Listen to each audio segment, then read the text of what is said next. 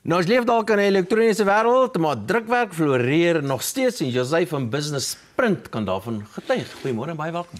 Môre Davie. Laat ek net jou naam reg sê. Dit is José Frazão, uitvoerende hoof van Business Print. Dis reg so, dankie Davie. Is dit so? Gaan print of drukwerk uit die mode uit? Davie, so ons kry twee verskillende drukwerke wat ons by ons doen. Eerstens is kommersiële drukwerk, dis soos hierdie boek wat ons vir julle gedoen het, tydskrifte, pamflette. Dis nou wat julle het dit vir ons gedoen. Ons het daai vir julle gedoen. Kyk, dit is nou So kommersiële drukwerk is so effe besig om af te neem, maar dan doen ons ook verpakkingsdrukwerk, Davie. Daar's 'n groeiende aanvraag wat dit is.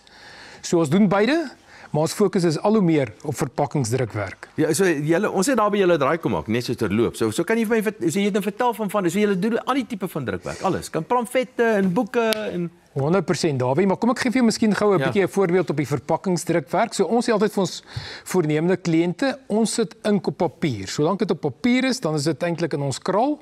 So vir die boere sal ons byvoorbeeld daai bekleedsel wat jy op die eierboksies kry, sal ons doen. Okay. Vir die supermarkte sal ons byvoorbeeld die ontbytgraankos, of jou koekieboks sal ons doen. Vir die farmaseutiese industrie, die boksie waarin die pillhouers kom. En vir die voedselbedryf sal ons byvoorbeeld daai boksie waarin jou hamburger kom, dis in ons kraal daai. So verpakking op ink, noem dit en ons doen dit. O ja, maar as mens dink aan drukwerk en dink jy aan boeke en goeders, maar dis eintlik 'n verpakking, is daar baie daarvan. So hoekom moet ek my besigheid na Business Print toeskuif? Davie, so kwaliteit is altyd 'n faktor. Ons was al meer as een keer printer van hulle noem dit drukker van die jaar gewees. Ons prosesse is ISO 9001 gesertifiseer. Ek dink belangrik vir ons verpakkingskliënte, ons vinnige omswaai tye is redelik tops in die industrie. En dan doen ons ook ietsie vir ons verpakkingskliënte wat redelik uniek is. Ons doen wat ons noem 'n shelf-ready prototyping. Dis maar net as ons saam met hulle die boksie ontwerp, dan maak ons seker dat daai boksie sterk genoeg is vir die inhoud wat daar binne moet kom en ook hoe hy gaan lyk op die rak. Maar daar's natuurlik baie risiko's en julle het nou onlangs sê jy nou vir my het julle besluit om versekeraar te verander. Wie en hoekom? Ja, Davie, so die risiko's gewys, ek bedoel daai, ons gesit met sulke groot drukperse wat maar industriële masjiene is. As daai goed af is, jy weet, die ure wat jy verloor, ons kan nie op ons eie kan ons daai verlies aan inkomste jy weet dra nie. Natuurlik as jy met papier werk, is daar altyd 'n brandgevaar, storms en dan is ook 'n hele klomp voertuie wat daar rondry.